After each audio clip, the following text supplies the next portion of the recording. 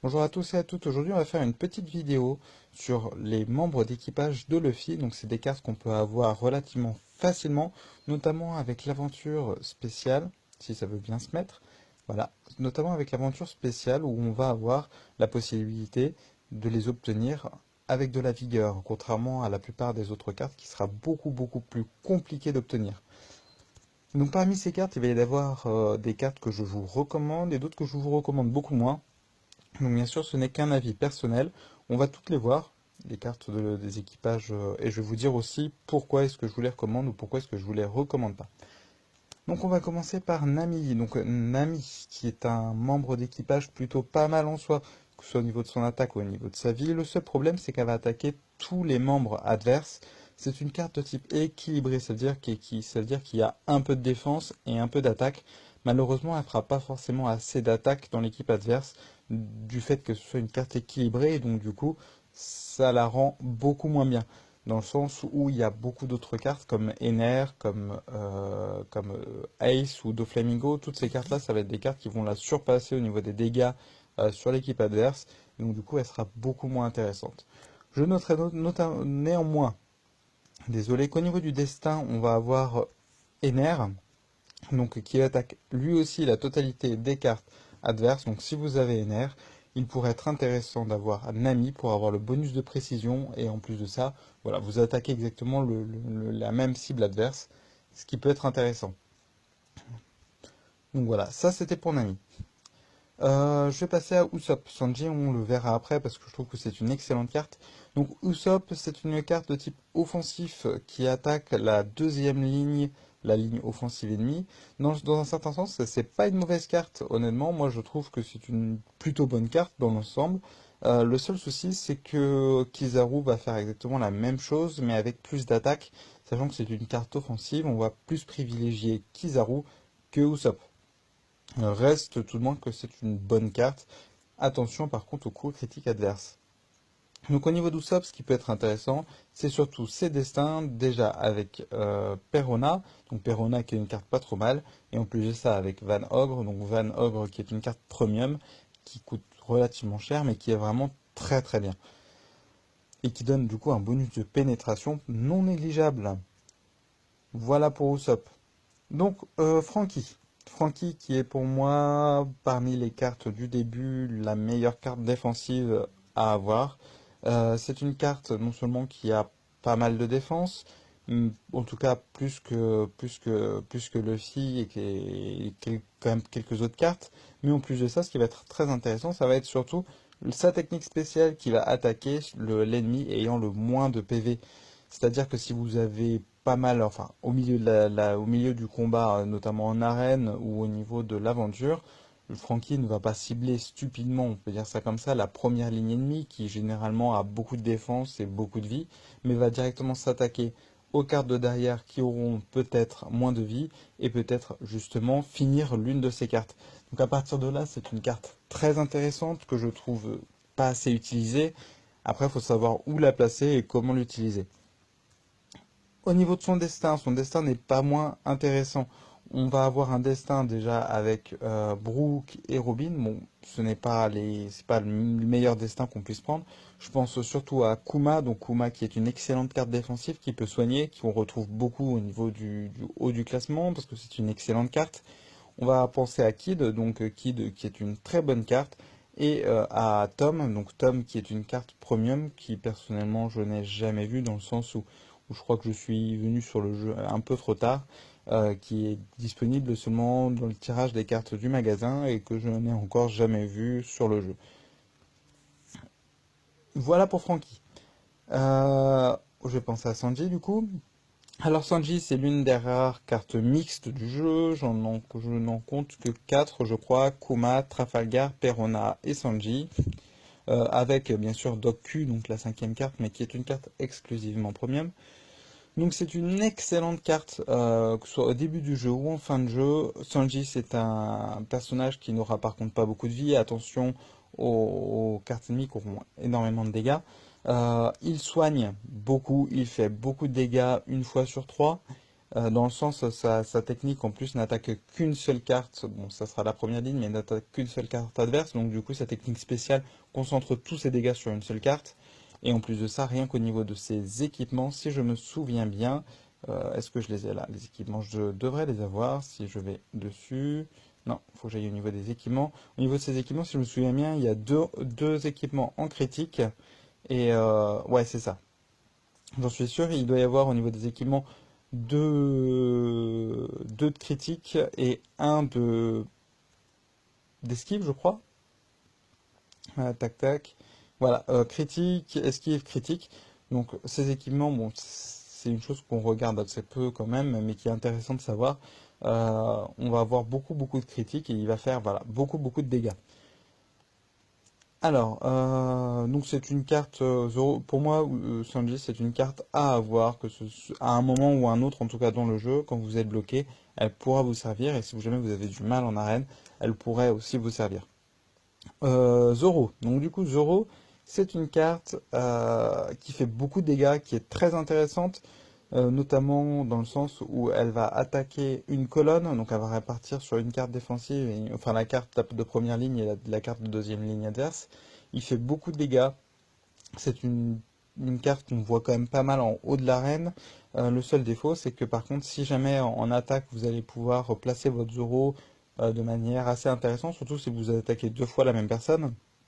Si vous voyez effectivement que cette personne-là a une carte qui n'a pas forcément beaucoup de PV, qui est mise dans un coin, bah, vous allez mettre votre Zoro en face pour pouvoir l'attaquer. Derrière, il faut savoir aussi que Zoro en défense, bah, vous avez que 5 cartes lorsqu'on vous attaquera. Votre disposition fera en sorte que la personne verra où sera votre Zoro. Si jamais il attaque une deuxième fois, bah, il va pouvoir modifier sa composition, enfin son ordre de cartes, de façon à ce qu'en face de votre Zoro, il n'y ait qu'une carte défensive, et que donc du coup, bah, votre Zoro sera beaucoup moins utile, quoi. Donc Zoro est une excellente carte, dans le sens au niveau de l'attaque, au niveau de stratégie, c'est très intéressant d'avoir Zoro. Après, il faut savoir qu'en arène, quand vous vous faites attaquer, c'est pas forcément la meilleure carte parce qu'elle est prévisible et qu'il est facile de la parer. On peut dire ça comme ça. Donc voilà, pour Zoro. Allez, passer aux autres membres. Tac tac, Nami j'ai fait, Sanji j'ai fait, Usopp j'ai fait, Chopper. Alors Chopper c'est une carte que je vous recommande au niveau du soin. C'est l'un des meilleurs soigneurs avec Ivankov. Chopper, comparé à Ivankov, va soigner toutes vos cartes. Donc c'est quand même pas négligeable au niveau d'un combat. On le retrouve beaucoup au niveau du haut du classement d'arène parce que face au Doflamingo et au Ace, bah, il permet de soigner la totalité des membres. Donc c'est quand même pas négligeable. Euh, donc voilà, dans l'ensemble, Chopper est très intéressant et on le retrouve très souvent. On peut aussi le mettre en deuxième ligne. Donc il a un dessin intéressant, si je me souviens bien, avec Trafalgar, donc, qui est une très bonne carte mixte, comme je vous ai dit, qui est soigneur et attaque, et qui complétera les soins de Chopper. Et aussi avec Doc Q, donc Doc Q qui est une carte premium qui coûte très cher, mais qui est quand même très puissante. Voilà. Frankie, je l'ai dit. Si, Robin, j'en ai parlé. Ah, je sais plus. Non, Robin, je n'en ai pas parlé. Alors Robin, c'est une carte équilibrée, donc une carte équilibrée qui va attaquer la première ligne. Si c'est pas un mauvais moment en soi, le problème ça va être au niveau de sa technique spéciale, comme beaucoup de cartes en fait. Elle va attaquer la première ligne adverse, et c'est une technique en fait que font déjà beaucoup de cartes défensives. Lorsqu'on va prendre une carte équilibrée qui va avoir un peu de défense et un peu d'attaque, on va pouvoir la mettre en deuxième ligne ou en première ligne, mais on va rechercher plutôt le fait qu'elle puisse tanker un minimum tout en faisant des dégâts. Robin, malheureusement, ne fait pas, en attaquant la première ligne adverse, qui sera majoritairement défensive, ne remplit pas forcément ce rôle-là. On va avoir des très bonnes cartes équilibrées qu'on retrouvera beaucoup plus et qui sont beaucoup plus intéressantes. On pensera à Rob Lucci qui n'attaque qu'une seule carte adverse en face. On pensera à Drex qui attaque les trois cartes de la deuxième ligne ennemie. On pensera à, je sais plus comment il s'appelle, Marco le Phoenix. Donc Marco qui va attaquer la carte qui a le moins de PV comme Frankie. Au niveau d'une carte équilibrée, c'est vraiment très intéressant. Et donc du coup, ou alors on a aussi les cartes mixtes comme Perona et Trafalgar qui attaquent et qui soignent. Malheureusement, Robin, au niveau de son attaque spéciale, n'est juste pas intéressante parce que sa technique spéciale, déjà des cartes défensives le font, et on cherche pas forcément dans un combat en arène ou tout court à attaquer forcément la première ligne en fait. Donc c'est un peu dommage parce que sinon elle est plutôt intéressante. On pensera au niveau de son destin avec Crocodile ou je sais plus comment il s'appelle, Aokiji, voilà. Donc ça c'était pour Robin. Brooke, alors Brooke c'est une carte offensive pas trop mal. J'irai pas de là à vous la recommander parce que le problème de son attaque spéciale, c'est que c'est un peu aléatoire. Ça va attaquer trois ennemis aléatoires. Donc si vous êtes plutôt chanceux dans le combat, les techniques spéciales vont atteindre en fait les cartes ennemies qui vont vous avantager, qui ont le moins de dégâts, enfin le moins de vie, etc., etc. Mais c'est à double tranchant parce que si vous n'avez pas de chance et que ça attaque les cartes défensives et les cartes qui ont plein de vie et qu'au final bah, ça fait pas avancer votre stratégie, bah, ça peut poser problème. Donc sinon dans l'ensemble c'est pas une carte trop mal. Elle se combine avec Ryuma qui est lui aussi a une attaque spéciale qui attaque trois joueurs aléatoires. Donc si vous êtes plutôt de nature chanceuse et que vous voulez tenter les pareils, vous pouvez les prendre et gagner un bonus d'esquive de 5% euh, qui permet notamment de... Voilà, au niveau des cartes offensives, donc ça monte à 10% au niveau 2, mais au niveau des cartes offensives, c'est quand même pas négligeable dans le sens où on peut prendre des attaques ennemies et l'esquive est important quand on n'a pas beaucoup de vie. Voilà, voilà pour Brooke. Qui est-ce que je n'ai pas encore vu? Tac, tac, tac. Alors, faut vraiment que je fasse le tri dans mes cartes, moi. Tac, tac, tac. Sanji, Chopper, on l'a vu.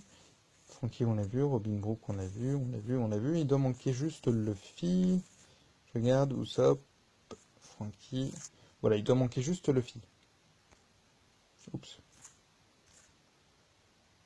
Alors, Luffy, c'est une carte défensive que je ne vous recommande pas. Euh, Tout simplement parce qu'au niveau de l'attaque, ça va être l'une des cartes défensives qui aura le plus d'attaque et le moins de vie. Ce n'est pas forcément ce qu'on recherche sur une carte défensive, vous imaginez bien. Il faut savoir que, au-delà de ça, sa technique attaque la première ligne face à Frankie qui attaque un membre, le membre ayant moins de PV, ou Kuma qui permet de soigner, ou Luffy sera vite fait dépassé au niveau de l'arène. C'est pas forcément la carte la plus intéressante. On notera néanmoins qu'au niveau du destin, si jamais vous avez des cartes et qu'il vous en manque une en particulier, Luffy peut être très utile dans le sens où il se combine avec Ace qui est une excellente carte, Rob Lucci au niveau des équilibrés qui est quand même une très bonne carte, Ener au niveau des cartes offensives, Boa Hancock qui est excellente, ou encore Garp en défense, en tant que carte défensive. Excusez-moi. Donc voilà, donc tout ça pour dire qu'en fait Luffy n'est pas exceptionnel, néanmoins rien qu'à cause des différents destins qu'il peut avoir, il peut quand même être très utile. En début de partie, lorsque vous commencez néanmoins, lorsque bah, vous avez pas encore votre équipage et votre composition de fête, je vous déconseille de vous lancer avec Luffy.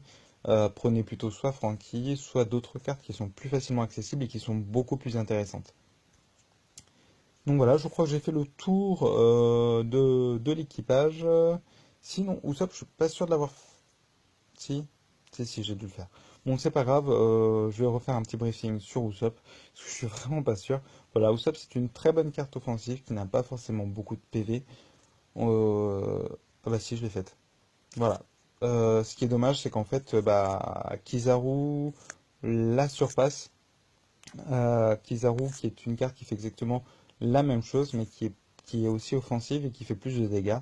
C'est ce qu'on recherche sur une carte offensive, et à partir de là, bah, le problème c'est que du coup, elle est bien plus utile. Néanmoins, on notera que pour se combiner, ça reste tout de même très très intéressant. Enfin, pour combiner Kizaru et Usopp pourrait être très intéressant. Donc plus en complément du coup. Voilà, je pense que j'ai fait le tour des différents membres d'équipage intéressants de Luffy. Je vous ai donné mon point de vue et mon avis sur toutes. Si jamais la vidéo, vous l'avez trouvée intéressante, ou si vous êtes d'accord ou pas d'accord, N'hésitez pas soit à mettre un pouce bleu si vous avez aimé, ou des petits commentaires pour justifier. Si jamais vous avez vos cartes chouchoutes que j'ai critiquées, n'hésitez pas. Vous pouvez mettre en commentaire tout ce que vous pensez. Bien sûr, on est là pour du débat. Et voilà, voilà, j'ai juste expliqué mon point de vue. Sur ce, j'espère que ces conseils vous ont aidé. Je vous dis à dans une prochaine vidéo.